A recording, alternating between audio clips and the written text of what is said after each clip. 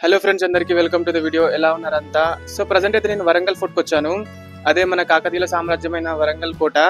ఇప్పుడైతే ఇది మొత్తం కూల్ చేసి ఉంది, వరంగల్ ఫోర్ట్ మొత్తం.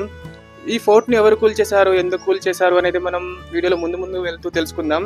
ఇంకెందుకు లేట్ ఫ్రెండ్స్, నేను ఎప్పటి నుంచో అనుకుంటున్నా ఇలా కాకతీయుల చరిత్ర మీద ఒక వీడియో తీయాలని. ఫైనల్లీ ఆ రోజు వచ్చేసింది అనమాట. ఈ వరంగల్ కోట మన దేశంలోనే అత్యంత ప్రాచీనమైన కట్టడాల్లో ఒకటిగా చెప్పుకోవచ్చు. కానీ ఇప్పుడు ఈ సిచ్యువేషన్లో ఉంది. ఒకవేళ ఈ కోట కనుక బాగుండేది ఉంటే మాత్రం ప్రపంచంలోనే అత్యంత గొప్ప శిల్ప సంపద కలిగిన ఒక కోటలా ఉండేది. కానీ ఏం చేస్తాం, కొందరు దుర్మార్గులు ఈ కోటను మొత్తం ధ్వంసం చేసి వెళ్ళిపోయారు. ఇప్పుడు కేవలం వాటి యొక్క అవశేషాలు మాత్రమే చూడొచ్చు మనం ఇక్కడ.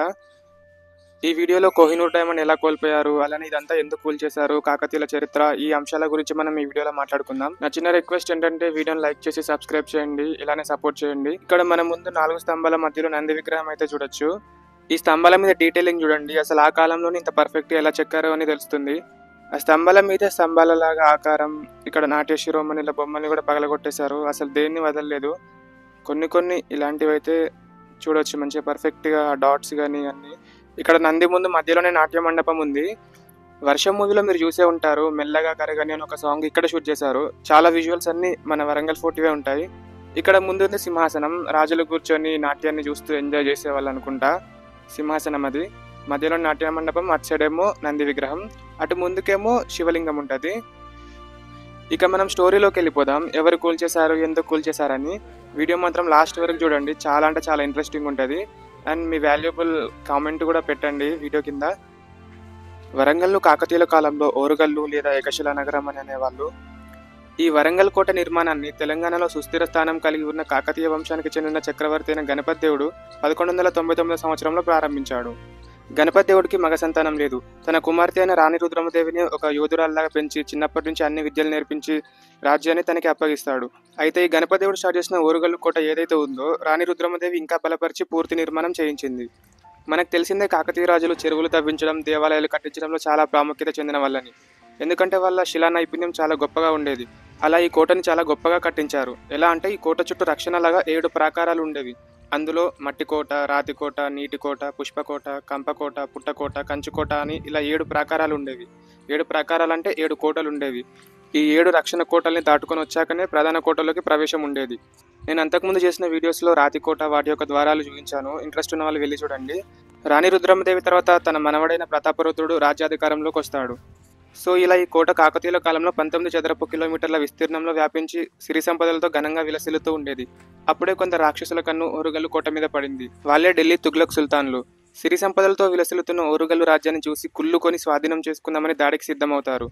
అలా మొదటిసారి 1310లో మాలిక్ కాఫూర్ నెలల తరబడి కోటను ముట్టడి చేసి మట్టి గోడను ధ్వంసం చేశాడు. కానీ రాతి గోడను ధ్వంసం చేయలేక కోట బయట ఉన్న గ్రామాలను నాశనం చేసి అమాయకపు ప్రజల సంపదను దోచుకొని చంపడం స్టార్ట్ చేశాడు.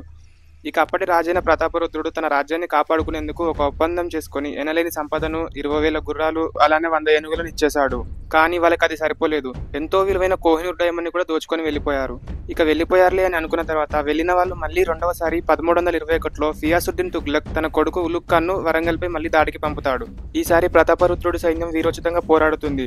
అందువల్ల ఉలుగ్ ఖాన్ సైన్యం తట్టుకోలేక, అలానే ఆ సమయంలో వ్యాపించిన ఒక మహమ్మారి వ్యాధి వల్ల 6 నెలలు ముట్టడి చేసిన తర్వాత ఉలుగ్ ఖాన్ వెనుతిరిగి వెళ్ళిపోతాడు. అలా వెళ్ళిపోయిన తర్వాత 1323లో 3వ దాడికి మళ్ళీ వస్తాడు. ఈసారి రెట్టించిన ఉత్సాహం, బలమైన సైన్యంతో దాడి చేస్తారు. ఇది ఊహించని ప్రతాపరుద్రుడు ధైర్యంగా సుల్తాన్లను ఎదుర్కొంటాడు.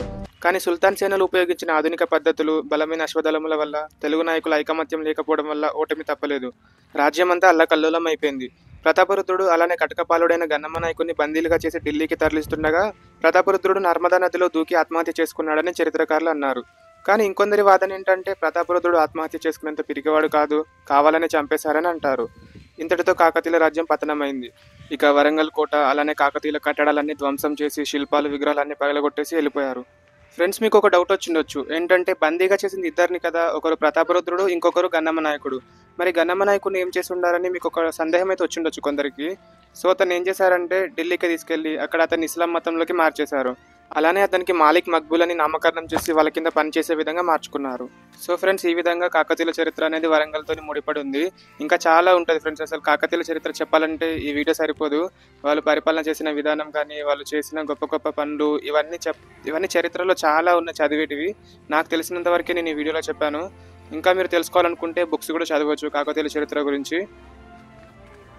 ఇప్పుడైతే వరంగల్ కోటలోనే ఉన్న ఒక చిన్న ఆలయంలోకి అయితే వచ్చాను. ఈ ఆలయం ఈ వరంగల్ కోట లోపలనే ఉంది. అంతకుముందు ఒకసారి వచ్చినప్పుడు ఇక్కడ ఒక సెక్యూరిటీ గార్డ్ ఉండే, అతన్ని అడిగాను అన్నట్లు ఇది ఏం ఆలయం అంటే ఇది రామాలయం అని అన్నాడు. నాకు అప్పుడే కొంచెం డౌట్ వచ్చింది. ఎందుకంటే కాకతీయులు శివభక్తులు, వాళ్ళు శివుని బాగా పూజించేవారు. మరి వరంగల్ కోటలో పడే రామాలయం ఏడుకెళ్ళి వచ్చిందని కొంచెం చిన్న డౌట్ ఉండే నాకు. సో ఎవరికైనా తెలిస్తే చెప్పండి, ఇది ఇంతకు రామాలయమా లేకుంటే శివుడి కూడా అని. మేబీ సెక్యూరిటీ గార్డ్ కూడా తప్పు చెప్పుండొచ్చు కదా అని. ఇదే కాకతీయుల కళాతోరణం. ప్రజెంట్ మన తెలంగాణ రాష్ట్ర చిహ్నంలో కూడా ఉంది. ఈ కోట చుట్టూ మొత్తం ఇవి 4 ఉంటాయి ద్వారాల్లాగా. ఇవి కూల్చివేయకుండా ఉండడానికి గల కారణం ఏమైండొచ్చు అంటే వీటి లోపల ఎటువంటి దేవుడి బొమ్మలు ఉండవు అని చెక్కలేదు కూడా. అందుకనే ఇవి ఇలా కూల్చివేయకుండా వదిలేసి వెళ్ళారని అంటారు.